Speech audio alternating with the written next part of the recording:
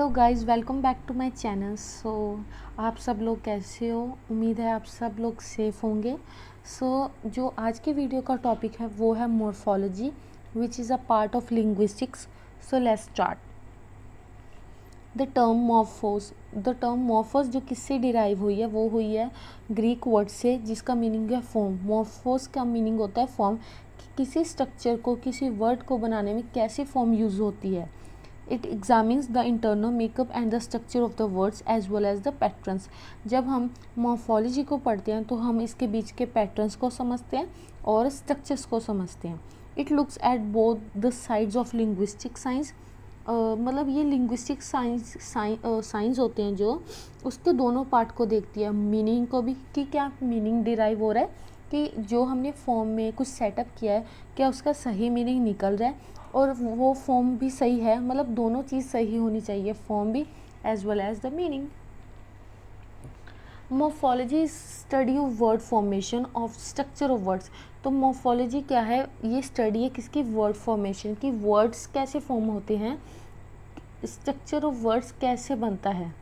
देखिए, इसमें फोनोलॉजी की तरह नहीं है। जो फोनोलॉजी की सबसे छोटी टर्म होती है, जैसे हम कह सकते हैं, वो वर्ड्स को जब हम फोनोलॉजी पढ़ते हैं तो हम वर्ड्स को कैसे एनालाइज करते हैं?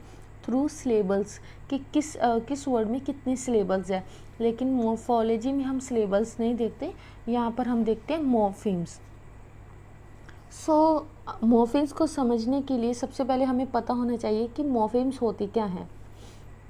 इसकी डेफिनेशन है the meaningful part into which words can be divided, कि ऐसा मीनिंगफुल पार्ट जिसको आप डिवाइड कर दो और उसका तब भी मीनिंग निकलता हो, जो कि फर्दर डिवाइड हो भी सके, फर्दर डिवाइड ना हो सके, further can not be divided और एनालाइज।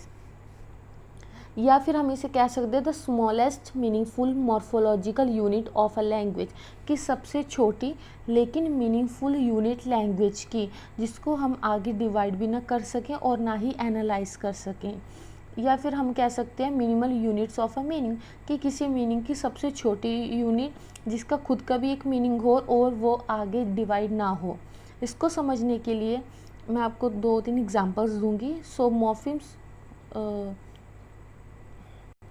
मॉर्फीम्स को समझने के लिए इसके एग्जांपल्स हैं। मैं आपको एक बार दोबारा याद करवाती हूँ। मॉर्फीम्स क्या हैं? Smallest meaningful unit of a word, ठीक है, जो लैंग्वेज में होती है, कि अगर हम वर्ड को डिवाइड करें, जो भी उसकी सबसे छोटा निकले ना, सबसे छोटा पार्ट हो, यूनिट हो, उसका खुद का भी एक मीनिंग हो, और लेकिन वो आगे डिवाइड ना हो सके। The examples are like readable. देखिए, रीडेबल को हम कैसे डिवाइड कर सकते हैं? 2 पार्ट में कर सकते हैं, रीड प्लस एबल। अब आप कुछ लोग ये भी सोचते होंगे कि इसके और भी पार्ट हो सकते थे। हो तो सकते हैं, लेकिन उनका कोई मीनिंग नहीं होगा।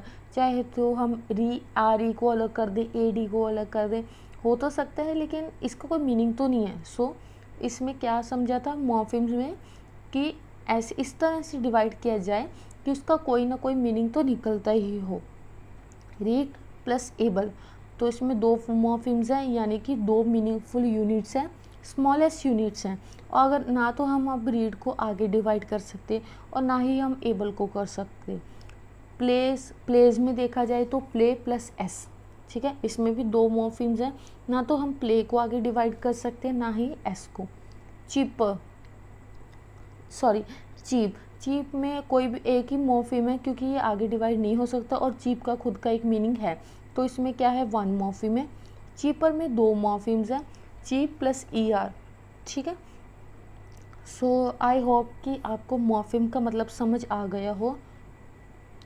गोइंग फर्दर, अब हम पढ़ेंगे कि मॉर्फीम्स कितने तरह के होते हैं।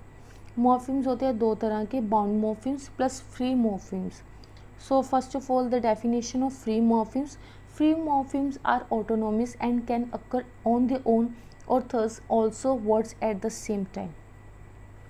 देखिए, अगर सिंपल भाषा में समझे तो फ्री मॉर्फीम्स उन तरह के लोगों को कहा जाता है जो खुद घूम सकते हैं, अकेले भी घूम सकते हैं, वो अपने दम पे कहीं भी जा सकते हैं, उनको किसी की ज़रूरत नहीं है, वो अपने आप में मस्त रहते हैं, अपनी ही कंपनी को एंजॉय कर सकते हैं। फ्री मॉर्फीम्स वो हैं। जो कि किसी और के इंतज़ार नहीं करते या जिनको किसी और की ज़रूरत है ही नहीं। Book, table, bag, car, etcetera. ठीक है, all of these morphemes are free morphemes, क्योंकि ये ऑटोनोमीज है, अपने दम पर ये अपना स्टैंड रखते हैं। ठीक है, इनका एक खुद का मीनिंग होता है। Now going towards bound morpheme. Bound morpheme cannot be uttered alone with meaning. It is always added to. मैंने आपको पहले बताया था फ्री मॉर्फिम्स और बाउंड मॉर्फिम में क्या फ़र्क है।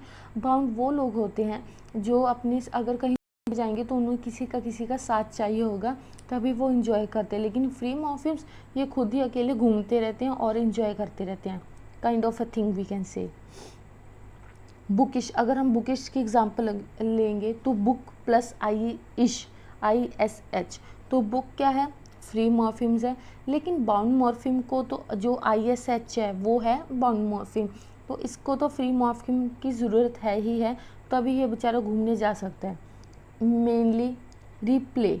ठीक है, रीप्ले जब हम रीप्ले की बात करते हैं तो मॉर्फिम कौन सा है, बाउंड मॉर्फिम री, क्योंकि री का अपनी कोई एग्जिस्टेंस नहीं है, उसकी एग्जिस्टेंस तब बनेगी जब वो प्ले के साथ जुड़ेगा। चीपर, ER की कोई अपनी एग्जिस्टेंस नहीं है, लेकिन जब वो फ्री मॉर्फिम के साथ जुड़ेगा तब वो एक मीनिंग निकालेगा। ठीक है, तब ही उसका एक मीनिंग बनेगा। This always occurs as affixes. So अब आगे हम बाउंड मॉर्फिम्स की को हम कह सकते हैं कि इसके भी दो तरह के पार्ट होते हैं।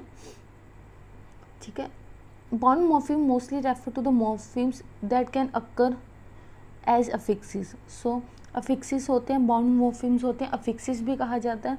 तो अफिक्स में क्या होते हैं, जो आगे आते हैं, जो वर्ड के पहले आते हैं उन्हें हम प्रीफिक्स कहते हैं। जो वर्ड्स के जो फ्री मॉर्फिम के बाद आते हैं उसे हम कहते हैं सुफिक्स। जैसे प्रीफिक्स डिसरिस्पेक्ट, रिस्पेक्ट क्या है, फ्री मॉर्फिम है, तो डिस उसके आगे आएगा तो ये प्रीफिक्स है। अनअटेंडेंट, यस अनअटेंडेंट, तो अन क्या है, प्रीफिक्स है, अटेंडेंट उसके बाद आएगा, तो अटेंडेंट क्या हो गया, फ्री मॉर्फिम, अन क्या हो गया, प्रीफिक्स हो गया। सुफिक्स हमेशा पीछे आते हैं वर्ड के, फ्री मॉर्फिम के पीछे आते हैं। जैसे मेनली, ER, जैसे fresher, fresh plus ER, cheaper, cheap plus ER, और इश जैसे हमने किया था foolish, bookish. So these kinds of things. Bound morphemes के आगे दो पार्ट होते हैं, इन्फ्लेक्शन मॉर्फिम्स और डेरिवेशनल मॉर्फिम्स, लेकिन ये मैं आपको अगली वीडियो में करवाऊंगी क्योंकि ये थोड़ा ट्रिकी सा है। मे बी इतना सारा टॉपिक कवर करना शायद किसी को डिफ़िकल्ट भी लगे। So guys, thank you. एक बार मैं आपको सारा याद बता देती हूँ कि आज इस वीडियो में मैंने क्या बताया। मैंने इसमें आपको बताया मॉर्फोलॉजी, जिसका मतलब होता है जब हम फॉर्म्स को स्टडी करते हैं, मीनिंग्स को स्टडी करते हैं, जब किसी चीज़ का, किसी सेंटेंस का, किसी स्ट्रक्चर की फॉर्म भी सही हो और उसका कोई मीनिंग भी निकल रहा हो, जब वो मीनिंगफुल भी हो तब हम उसे कहते हैं मॉर्फोलॉजी। ये किसकी स्टडी है, वर्ड फॉर्मेशन की, कि कैसे एक वर्ड फॉर्मेशन बनाने के लिए एक प्रॉपर फॉर्म होनी चाहिए और उस फॉर्म का आगे मीनिंग भी सही निकलना होना चाहिए। जैसे हिंदी की फॉर्म थोड़ी अलग होती है और इंग्लिश की फॉर्म अलग होती है। मॉर्फिम्स क्या होते हैं, स्मॉलेस्ट यूनिट होते हैं एक वर्ड का, लेकिन इनका अपना एक मीनिंग होता है। ठीक है, और ये आगे डिवाइड भी नहीं होते। तो जो ये मॉर्फिम्स होते हैं ये दो तरह के होते हैं, free morpheme plus bound morpheme.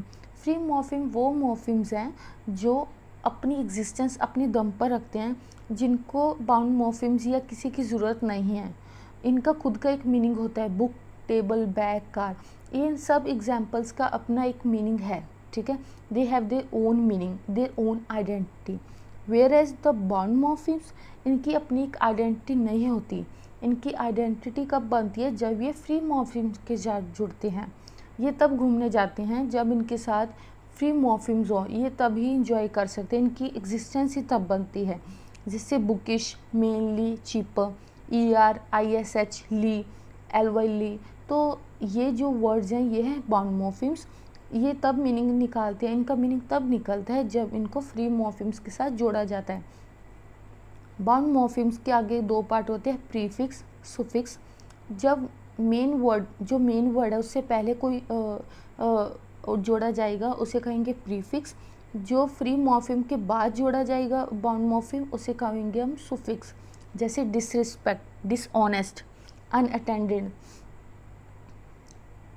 Pre request, या हम कहते हैं प्रीपेड, ठीक है। सुफिक्स होते हैं मेनली, जो मेन वर्ड के पीछे वाला पार्ट होता है, जैसे mainly, fresher, cheaper, foolishness, bookish, kind of a thing, yes, ठीक है।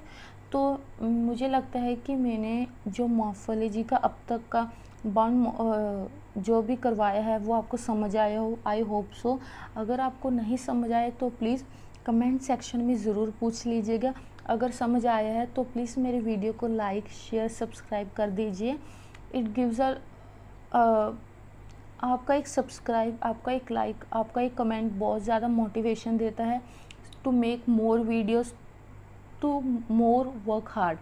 So guys, please, thank you, and please share to my channel, subscribe and like. Thank you, have a nice day and stay safe, stay home.